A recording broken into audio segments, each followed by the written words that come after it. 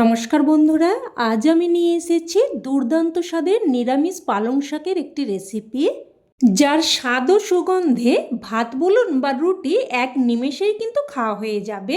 আর বানানোর পদ্ধতি একদমই নতুন, তবে খুবই সহজ ও সাধারণ। একদমই অল্প তেল মশলায় এই রান্নাটা কিন্তু অনায়াসেই আপনারা তৈরি করে ফেলতে পারবেন। বলতে পারেন একদম স্বাস্থ্যকর ও সুস্বাদু একটি নিরামিষ রেসিপি। তো চলুন তাহলে দেরি না করে শুরু করা যাক। তো প্রথমেই আমি এখানে 1 আঁটি মতো পালং শাক নিয়েছি। আর দেখুন, শাকের একদম গোড়ার দিকের অংশগুলো আমি এইভাবে বাদ দিয়ে দিলাম। তো খুব ভালোভাবে শাকগুলোকে বেছে নিয়েছি। এবার এগুলোকে একদম পরিষ্কার করে ধুয়ে নিয়ে তারপর এক সাইডে রেখে দেব। এবার গ্যাস অন করে কড়াই বসিয়ে দিয়েছি। আর এখানে নিয়েছি 100 গ্রাম মতো মুগ ডাল। মোটামুটি 1 আঁটি পালং শাকের জন্য 100 গ্রাম মতো মুগ ডাল লাগবে। ডালটাকে এবার মিডিয়াম ফ্লেমে অনবরত নাড়াচাড়া করে হালকা লাল করে ভেজে নেব। দেখুন, ডালটা হালকা লাল হতে শুরু করেছে। তো এই রকম হালকা লাল করে ডালটাকে ভেজে নিয়ে উঠিয়ে রাখলাম। এবার ডালটাকে কিন্তু জল পাল্টে পাল্টে বেশ ভালোভাবে ধুয়ে নেব। এবার এদিকে গ্যাস অন করে বেশ কিছুটা জল আমি গরম হতে বসিয়ে দিয়েছি। জলটা যখন গরম হতে শুরু করবে তখন এর মধ্যে আমি 1/2 চামচ মতো লবণ দিয়ে ভালোভাবে মিশিয়ে নিলাম। আর এদিকে ডালটাকেও কিন্তু আমি খুব ভালোভাবে জল পাল্টে পাল্টে ধুয়ে নিয়েছি। তো ডালটা দিয়ে দিলাম। এবার ডালটাকে হাই ফ্লেমে ফুটতে দেব। আর ডালটা ফুটতে শুরু করলে এইরকম যে ফেনার মতো বেরোবে, এগুলো কিন্তু ফেলে দিতে হবে। এগুলো কিন্তু ডালের ময়লা। এবার মিডিয়াম ফ্লেমে ডালটাকে কিন্তু প্রায় 6 থেকে 7 মিনিট মতো রান্না করে নেব। এবার এদিকে শাকটাকে আমি পরিষ্কার করে ভালোভাবে ধুয়ে রেখেছিলাম। তো শাকটা এবার কেটে নেব। শাকটাকে খুব ছোট ছোট করে কাটবো না, দেখুন ঠিক এই রকমভাবে কেটে নেব।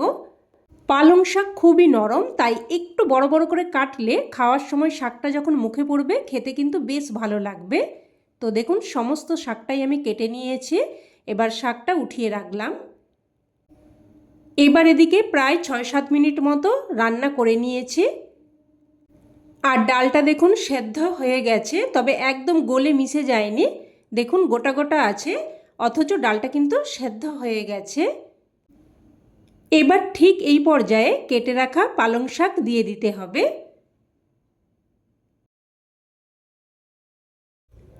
সমস্ত শাকটা দিয়ে এবার নাড়াচাড়া করে মিশিয়ে নেব। আর প্রথমে শাকটা অনেকটা মনে হলেও দেখুন নাড়াচাড়া করতে করতেই কিন্তু বেশ খানিকটা কমে যাবে। দেখুন শাকটা কিন্তু বেশ খানিকটা কমে গেছে।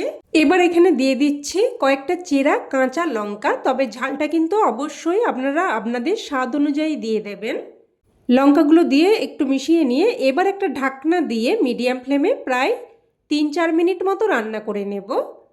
এবার এদিকে একটা মশলা তৈরি করে নেব। তো একটা পাত্রের মধ্যে নিয়ে নিলাম ছোট চামচের 1/2 চামচ মতো জিরের গুঁড়ো, 1/2 চামচ মতো ধনের গুঁড়ো, 1/2 চামচ মতো হলুদ গুঁড়ো আর অল্প একটু কাশ্মীরি লঙ্কার গুঁড়ো দিয়ে দিলাম। তবে আপনারা চাইলে লঙ্কার গুঁড়োটা বাদ দিয়েও রান্নাটা করতে পারেন। তো এবার জল দিয়ে সমস্ত মশলা ভালোভাবে মিশিয়ে নিলাম। তো এবার এটাকে এক সাইডে রেখে দিচ্ছি। আর এদিকে কিন্তু ঢাকনা দিয়ে প্রায় 3-4 মিনিট মতো রান্না করে নিয়েছি। যেহেতু পালং শাক খুবই নরম, দেখুন পালং শাক কিন্তু বেশ ভালোভাবে সেদ্ধ হয়ে গেছে। এবার আমি এটাকে নামিয়ে রাখবো। নামিয়ে নিয়ে এবার কড়াইটা আমি একটু ধুয়ে মুছে নিয়ে তারপর কড়াইয়ের মধ্যে দিয়ে দিয়েছি 2 চামচ মতো সর্ষের তেল। আর এই রান্নাটাতে কিন্তু একদমই বেশি তেলের প্রয়োজন হয় না, একদমই হেলদি একটি রেসিপি। তো তেল হালকা গরম হয়ে আসলে ফোড়নে দিয়ে দিয়েছি 1/2 চামচ মতো গোটা জিরে, 2টো ছোটো এলাচ, 1 টুকরো দারচিনি, 2টো শুকনো লঙ্কা আর একটা তেজপাতা। এবার ফোড়নটাকে নাড়াচাড়া করে কয়েক সেকেন্ড ভেজে নেব, যতক্ষণ না অবধি ফোড়ন থেকে একটা সুন্দর ফ্লেভার বেরোতে শুরু করছে। তো ফোড়নটা ভেজে নিয়ে এবার এখানে দিয়ে দিচ্ছি কোরানো আদা, প্রায় 1/2 ইঞ্চি মতো আদাকে গ্রেট করে নিয়েছি। এবার আদাটা একটু নাড়াচাড়া করে ভেজে নিয়ে এখানে দিয়ে দিচ্ছি টমেটো। এখানে একটা মিডিয়াম সাইজের টমেটোকে ছোট ছোট করে কেটে দিয়েছি। এবার আদা আর টমেটোটাকে নাড়াচাড়া করে একটু ভেজে নেব। একটু ভেজে নিয়ে এবার এখানে আগে থেকে তৈরি করে রাখা মশলা দিয়ে দিচ্ছি। মশলার বাটি ধুয়ে অল্প একটু জলও দিয়ে দেব। এবার দিয়ে দিচ্ছি স্বাদ অনুযায়ী লবণ। আর ডাল আর শাক সেদ্ধ করার সময় আমি কিন্তু লবণ দিয়েছিলাম, তো সেই অনুযায়ী লবণটা দিয়ে দিতে হবে। আর এখানে দিয়ে দিচ্ছি 1 চিমটে মতো হিং। আর আপনারা চাইলে তেলের মধ্যে ফোড়নেও হিংটা দিতে পারেন, তো আমি আগে দিতে ভুলে গিয়েছিলাম, তাই এই পর্যায়ে কিন্তু দিয়ে দিলাম। এতে করেও কিন্তু ফ্লেভারটা সুন্দর আসবে। তো সব কিছু মিশিয়ে নিয়ে এবার একটা ঢাকনা দিয়ে মশলাটাকে প্রায় 2-3 মিনিট মতো কষিয়ে নেব। তো ঢাকনা দিয়ে দিয়ে মশলাটাকে দেখুন প্রায় 2-3 মিনিট মতো কষিয়ে নিয়েছি। মশলাটা থেকে কিন্তু তেল সেপারেট হয়ে গেছে, খুব সুন্দরভাবে মশলাটা কষানো হয়ে গেছে। এবার এখানে দিয়ে দিচ্ছি সেদ্ধ করে রাখা শাক আর ডাল। সব কিছু ভালোভাবে মিশিয়ে নেব। মিশিয়ে নিয়ে এবার প্রথমে হাই ফ্লেমে ফুটতে দেব। ফুটে আসলে গ্যাসের ফ্লেমটাকে মিডিয়ামে করে ঢাকনা দিয়ে আবারও 3-4 মিনিট মতো রান্না করে নেব। আর এই সময় আমি একটা মশলা তৈরি করে নেব। তো অন্যদিকের গ্যাস ওভেনে একটা তড়কা প্যান বসিয়ে দিয়ে দিয়েছি 1 চামচ মতো গোটা জিরে আর 1/2 চামচ মতো মৌরি। আর মৌরিটা দিয়ে দিলে কিন্তু বেশ একটা সুন্দর মিষ্টি ফ্লেভার আসবে। এবার লো টু মিডিয়াম ফ্লেমে জিরে আর মৌরিটাকে নাড়াচাড়া করে ভেজে নেব। দেখুন একটুক্ষণ নাড়াচাড়া করলে এরকম চিটপিট করে ফুটতে শুরু করবে, আর ততক্ষণ অবধিই কিন্তু ভেজে নিতে হবে। তো এটাকে সাথে সাথেই নামিয়ে নিয়েছি। এবার এটাকে গুঁড়ো করে নিয়েছি। এবার এদিকে কিন্তু প্রায় 3-4 মিনিট মতো রান্না করে নিয়েছি।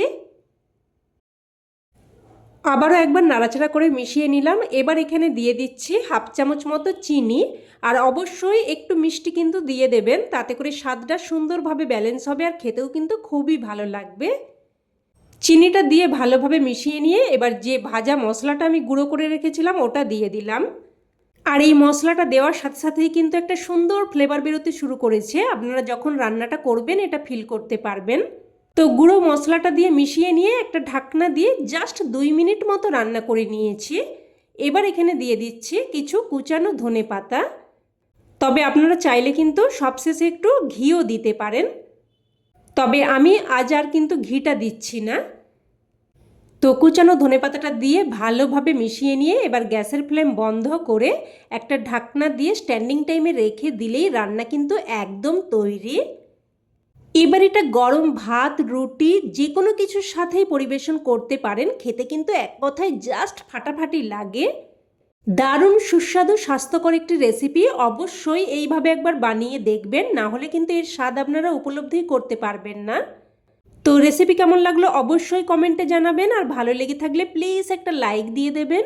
আর চাইলে অন্যান্যদের সাথে শেয়ারও করতে পারেন, যাতে করে এই দারুণ স্বাস্থ্যকর রেসিপিটা সকলের কাছে পৌঁছে যায়। আর চ্যানেলের নতুন বন্ধু হয়ে থাকলে চ্যানেলটি অবশ্যই করে সাবস্ক্রাইব করে নেবেন আর পাশে থাকা বেল বাটনটি অন করে রাখবেন, যাতে করে আমার সমস্ত রেসিপির আপডেট আপনার কাছে সবার আগে পৌঁছে যায়। তো আজ এই অবধি, আবারও নতুন কোনো রেসিপিতে দেখা হবে। ততক্ষণে ভালো থাকবেন, সুস্থ থাকবেন। ধন্যবাদ।